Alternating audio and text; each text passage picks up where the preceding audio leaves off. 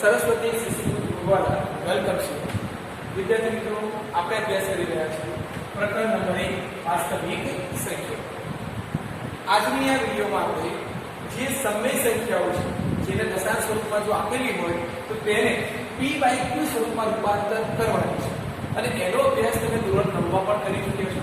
એટલે આજની આ વિડીયો એ તમારા માટે રિવિઝન પણ કહી શકાય. વિદ્યાર્થી મિત્રો, ટોપિક શરૂ કરીએ પહેલા થોડું યાદ કરી લઈએ કે ધોરણ 9 માં તમે દશાંશ અભિવ્યક્તિના સ્વરૂપો શીખી ગયા છો. દશાંશ અભિવ્યક્તિના સ્વરૂપો શીખી ગયા છો. બરાબર? કયા કયા હતા? નંબર 1 શાંત દશાંશ. શાંત દશાંશ જેમાં આપણે ઉદાહરણ લખી શકીએ કે 0.35. દશાંશ ચિહ્ન પછીના અંકોની સંખ્યા નિશ્ચિત. બરાબર છે? જેને આપણે શું કહીશું? શાંત દશાંશ. નંબર 2 અનંત આવૃત કે જેમાં દશાંશ ચિહ્ન પછીના અંકો બરાબર છે અનંત સુધી આગળ વધતા હોય. મતલબ કે કોઈ એક અંકનું અથવા તો અંકોના જૂથનું ચોક્કસ પુનરાવર્તન થતું હોય. બરાબર છે? તો આપણે તેને શું ગણીશું? અનંત અનાવૃત. તમને વિદ્યાર્થીઓ એ પણ હશે કે આને ટૂંકમાં શું લખી શકાય? 0.6 નું વારંવાર પુનરાવર્તન થાય છે એટલે ઉપર લીટી 0.6 અને એ જ પ્રમાણે અહીંયા કેટલા અંકોનું પુનરાવર્તન થાય છે? 2 47. એનો અર્થ એવો થાય કે આપણે 47 ની ઉપર લીટી દોરવાની છે. 0.47 ત્રીજો નંબર હતો અનંત અનાવૃત. અનંત અનાવૃત બરાબર છે કે જેમાં દશાંશ ચિહ્ન પછીના અંકોની સંખ્યા નિશ્ચિત ન હોય.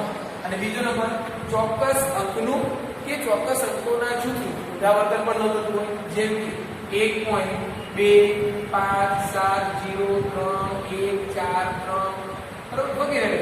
અને છેલ્લે તમે જો અનંત અહીંયા આવતું છે બરાબર છે.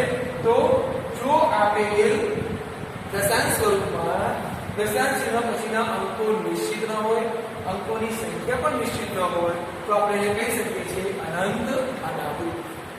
વિદ્યાર્થી મિત્રો, તમને એ પણ યાદ હશે કે 7 દશાંશ છે એનો સમાવેશ સમય સંખ્યામાં થાય છે.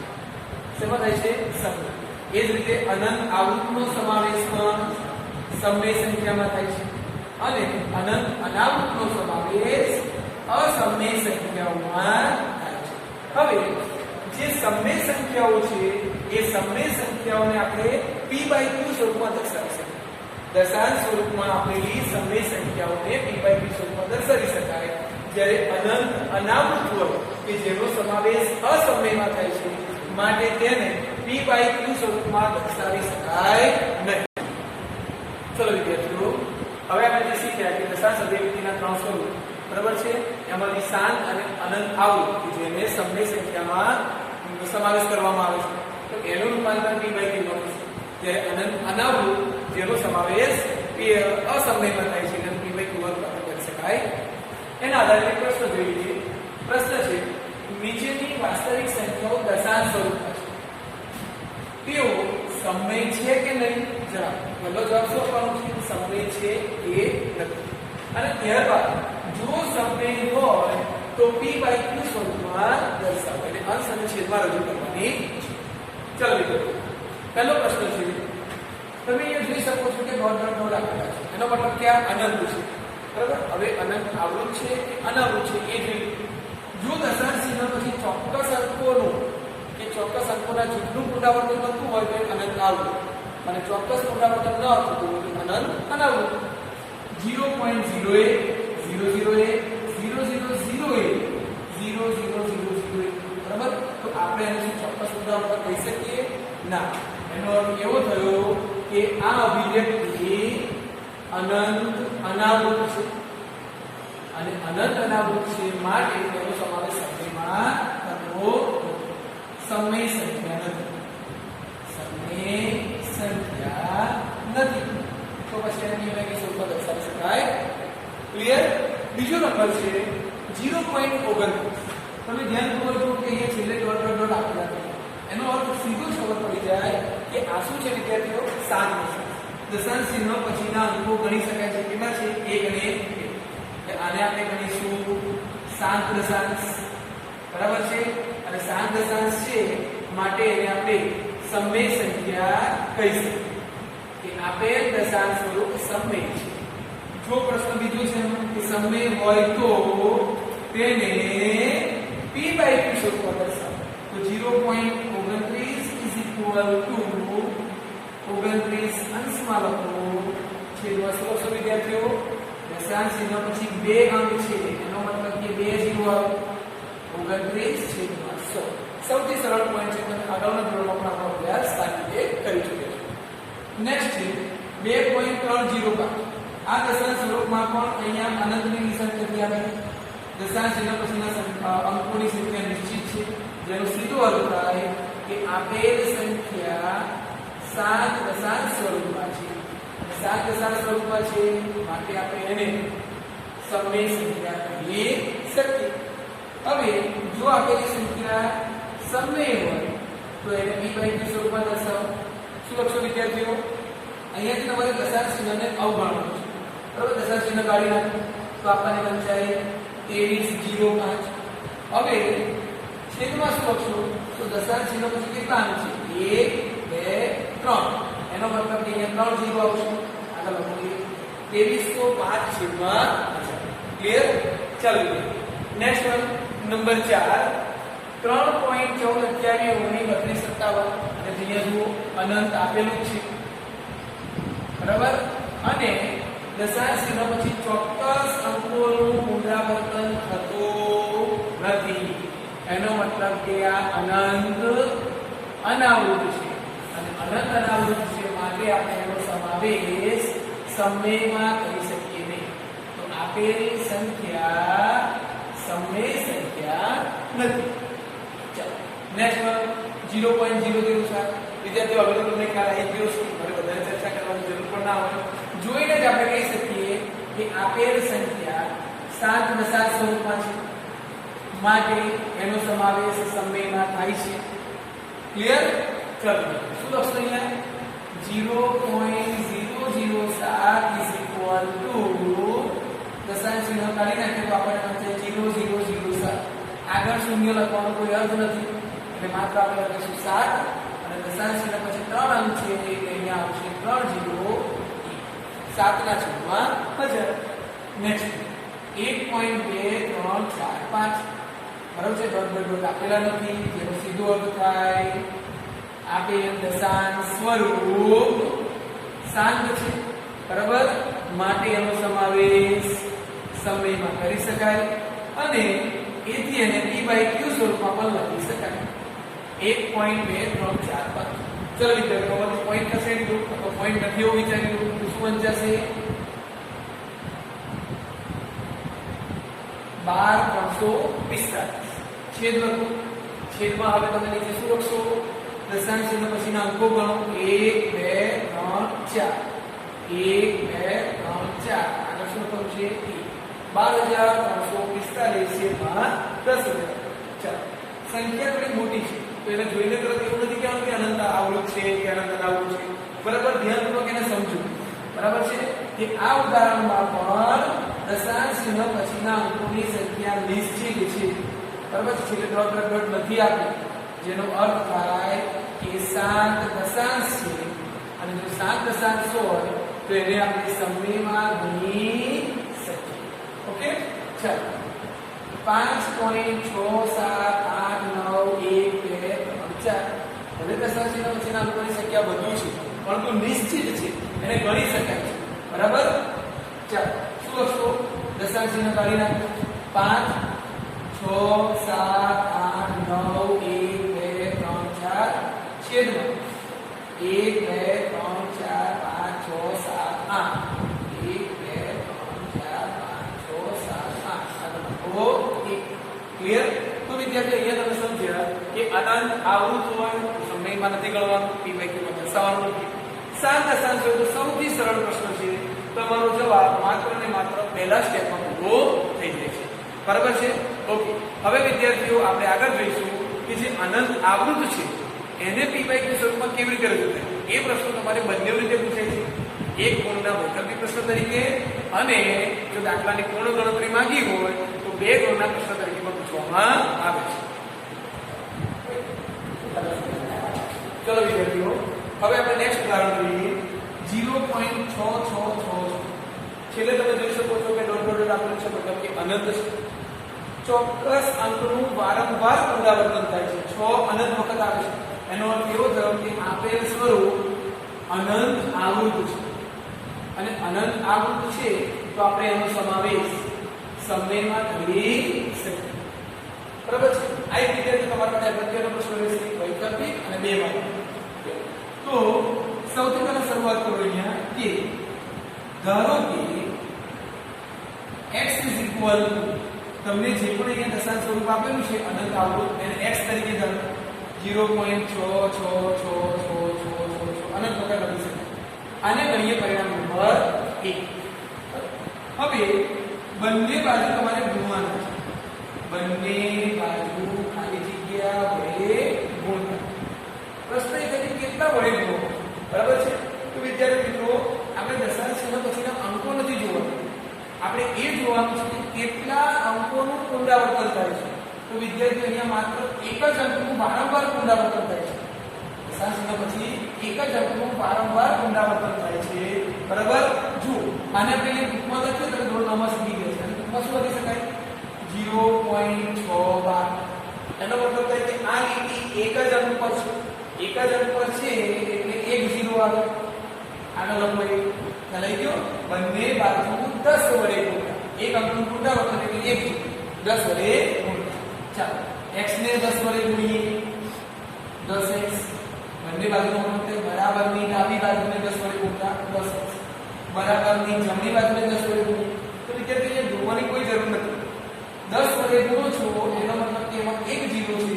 દશાંશ ચિહ્ન પોતાના સ્થાનેથી એક અંક જમણી બાજુ ખસે એટલે આપણો જવાબ રહેશે 6.66666 અનંત વખત. પરિણામ નંબર 2.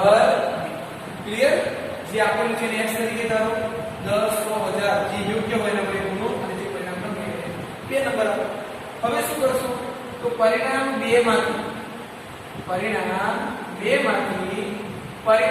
1 બાદ કરો. પરિણામ 2 માંથી પરિણામ 1 ને બાદ કરો.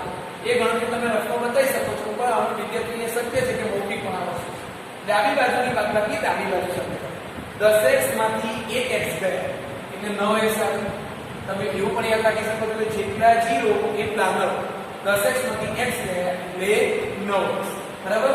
અને અહીંયા 6.66666 માંથી 0.666 બાદ કરો તો તમને જવાબ મળશે 6. 9x બરાબર 6 અહીંયા લખીએ છીએ. માટે x = 6/9 માટે x = બંનેમાંથી 3 બાદ કરીએ 43 3 2 તો આ થયું આપેલ સમય સંખ્યાનો p/q સ્વરૂપ x = 2/3 મળે છે. ચલો વિદ્યાર્થીઓ, બીજું ઉદાહરણ જોઈએ. 1.235 ની ઉપર લીટી કરેલી છે એટલે આપણે તરત જ ખ્યાલ આવી જાય કે આપેલ સંખ્યા અનંત આવૃત છે અને અનંત આવૃત છે માટે આપણે એનો સમાવેશ સમયમાં કરી શકીએ. બરાબર છે વિદ્યાર્થીઓ? ચાલો, સૌથી પહેલા શરૂઆત કરીએ કે આપેલ સંખ્યાને પુનરાવર્તિત સ્વરૂપમાં લખીએ. ધારો કે x = આનું પુનરાવર્તિત સ્વરૂપ શું થશે? 1. 3 અંકની ઉપર લીટી છે એનો મતલબ ત્રણેયનું પુનરાવર્તન થાય છે. 235 235 235 આવું અનંત વખત લખી શકાય. આને આપણે ગણીએ પરિણામ નંબર 1. બરાબર છે. x તરીકે ધારો એ જ્યારે x તરીકે આપણે ધારીએ ત્યારે એને પુનરાવર્તિત સ્વરૂપમાં લખો. બરાબર. હવે પ્રશ્ન, બંને બાજુ બરાબરની ડાબી બાજુ અને બરાબરની જમણી બાજુ ને ખાલી જગ્યા વડે ગુણતા. કહી શકો છો કે તમે કેટલા વડે ગુણવાનું છે? તો તમારો જવાબ ચોક્કસ હશે કે 3 અંકનું પુનરાવર્તન થાય છે. દશાંશ ચિહ્ન પછી કેટલા અંકો છે એ નથી જોવાનું, કેટલા અંકોનું પુનરાવર્તન થાય છે એ જોવાનું છે. તો અહીંયા 3 અંકોનું પુનરાવર્તન થાય છે 235 235 235. એનો મતલબ થાય કે 1000 વડે કેટલા વડે 1000 વડે અહીંયા એક અંકનું પુનરાવર્તન થતું હતું માટે આપણે એને 10 વડે ગુણીએ અહીંયા 3 અંકનું પુનરાવર્તન થાય છે અને 1000 વડે ગુણીએ ચાલો x ગુણ્યા 1000 1000x અહીંયા 1000 વડે ગુણીને શું થાય દશાંશ ચિહ્ન પોતાના સ્થાનેથી 3 અંક જમણી તરફ ખસે તો ક્યાં આવે અહીંયા 1235.235 આવું અનંત લખી શકાય પરિણામ હવે થિયરી એઝ ઇટ ઇઝ દરેક સ્ટેપ એના એક લખવાનું છે કે પરિણામ 2 માંથી પરિણામ 1 બાદ કરતા પરિણામ 2 માંથી પરિણામ 1 બાદ કરતા બરાબર છે ચાલો ડાબી બાજુની બાદબાકી ડાબી બાજુ સાથે 1000x માંથી 1x ગયા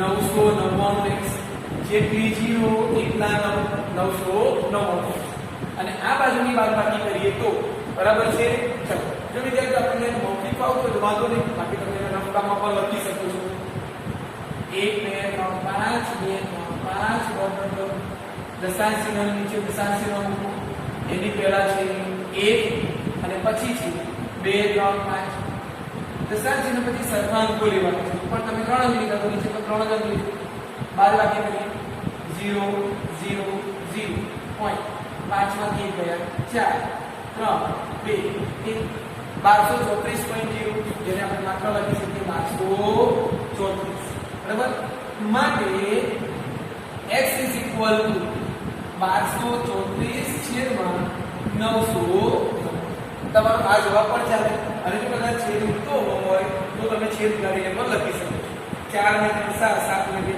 9 બરાબર 3 વડે વિભાજ્ય નથી એટલે છેદ દે એટલે આપણો છેલ્લો જવાબ રહેશે x = 1234/900 ચલો મિત્રો આ ગણતરીથી 2 માર્ક્સ પરંતુ જો આ જ પ્રશ્ન આપણે વૈકલ્પિક પૂછે તો એને તમે ટૂંકમાં ગણતરી કર્યા સિવાય કઈ રીતે કરશો ગણતરી કરીને તો જવાબ લાવો છો પણ ગણતરી કર્યા સિવાય વૈકલ્પિક પ્રશ્નને જો 1 મિનિટમાં પૂરો કરવો હોય તો શું કરશો ટૂંકી રીતે કરવા ધ્યાન કરશો શું કરવાનું છે તો તમારે અહીંયાથી દશાંશ ચિહ્ન લખી એવું વિચારીને બધા અંક લખી દેવાના 1 2 3 5 દશાંશ ચિહ્ન નથી એવું વિચારીને લખ્યા હવે એમાંથી બાદ કરવાનું શું બાદ કરવાનું જેની ઉપર લીટી ન હોય જેની ઉપર લીટી ન હોય એ અંક બાદ એક બાદ કર્યો તો શું મળ્યું 1234 વિદ્યાર્થી આ જે જવાબ મળે છે એ આપણો અંશ છે ફરી એકવાર રિપીટ કરી લો દશાંશ ચિહ્ન નથી એવું વિચારો તો વચ્ચે 1235 બરાબર છે એમાંથી બાદ કરવાનું શું બાદ કરશો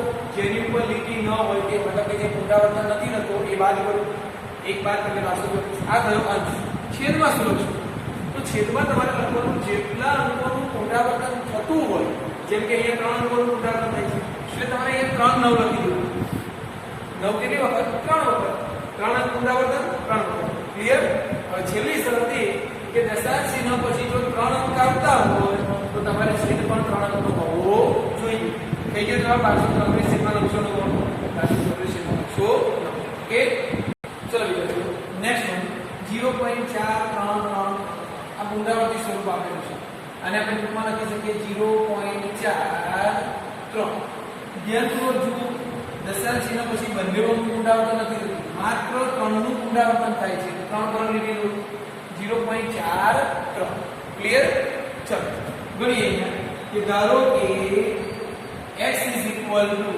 0.4333 અનંત વખત પરિણામ નંબર 1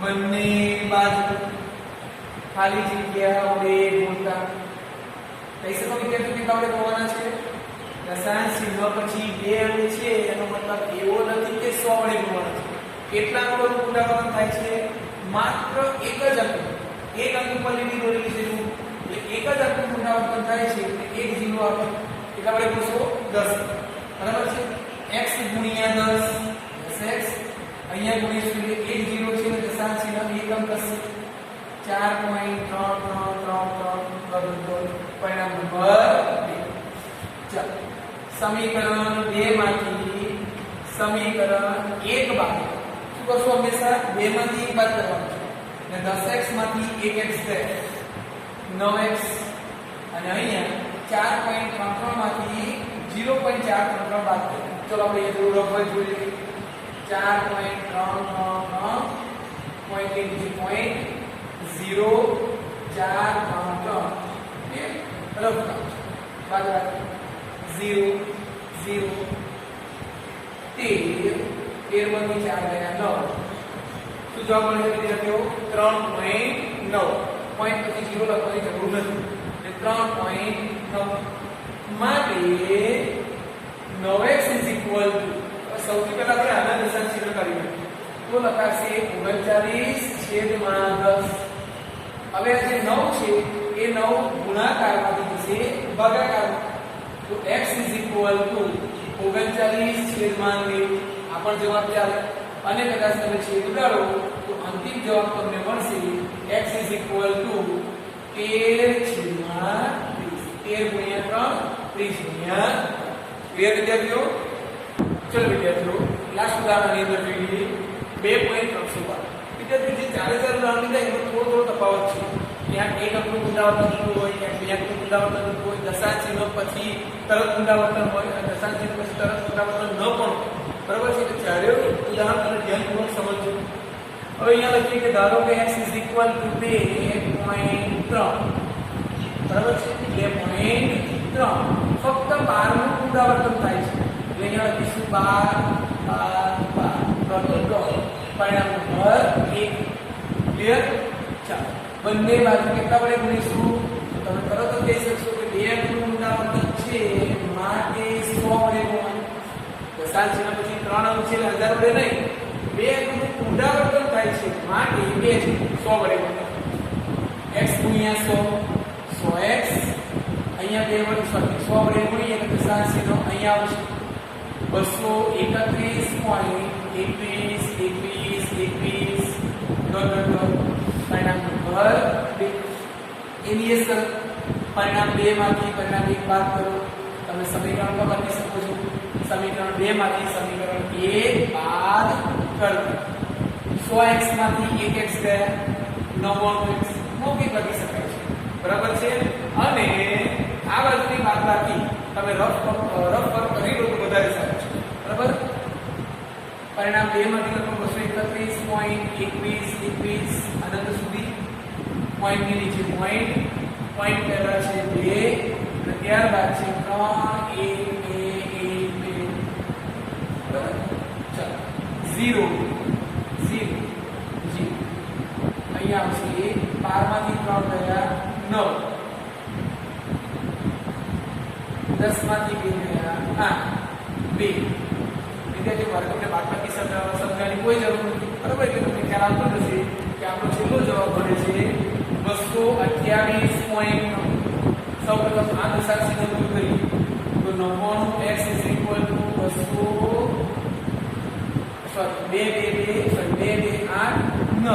બરાબર અને છેદમાં શું લખાશે દશાંશ ચિહ્નમાંથી એક અંક છે જે લખાશે 10 માટે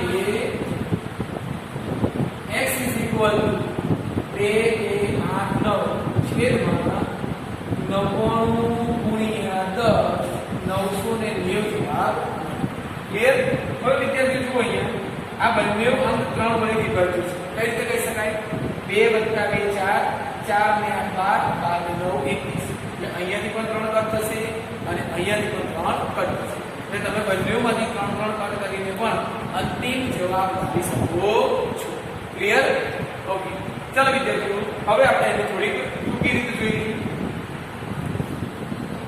ટૂંકી બરાબર છે શું યાદ કરાયું તમને સૌપ્રથમ તમારે દશાંશ ચિહ્ન નથી એવું વિચારીને બધા અંક લખી દેવાના છે પુનરાવર્તન કરવાનું નથી અંકનું પુનરાવર્તન ના કરશો 2 3 1 2 લખ્યા માઈનસ શું વાત કરવાનું જેની ઉપર લીટી ન હોય એ વાત કરો એટલે કે આ બેની ઉપર લીટી નથી 23 બાદ થાય 23 બાદ કરો બરાબર છે તો ઉપર બાદ બાકી કરેલી છે તમારો જવાબ આવશે અહીંયાથી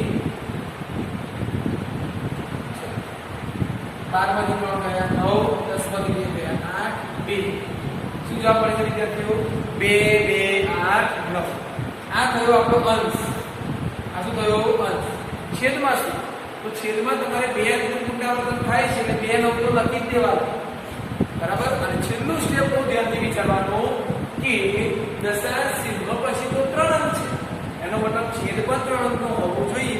તો 3 અંક બનાવવા માટે અહીંયા 0 લખી 2289 છેદમાં 900 ક્લિયર. ચલો વિદ્યાર્થીઓ, તો એક ખૂબ જ સરળ ટોપિક છે, બરાબર છે, જે તમે ધોરણ 9 માં પણ અભ્યાસ કરી ચૂક્યા છો, ધોરણ 10 માં પણ આ ટોપિક રિપીટ થાય છે. તો વિદ્યાર્થી મિત્રો, આ પ્રકારના વધારાના દાખલા તમને અભ્યાસ માટે પ્રોવાઈડ કરવામાં આવશે, બરાબર છે. વિડીયો દ્વારા અભ્યાસ કરો, વર્કશીટનો અભ્યાસ કરો અને હોમવર્ક લખીને તમારે એને પીડીએફ ફાઇલ જો શક્ય હોય તો એ જે તે શિક્ષકને, બરાબર છે, ગ્રુપમાં મોકલવાની. ચલો વિદ્યાર્થીઓ,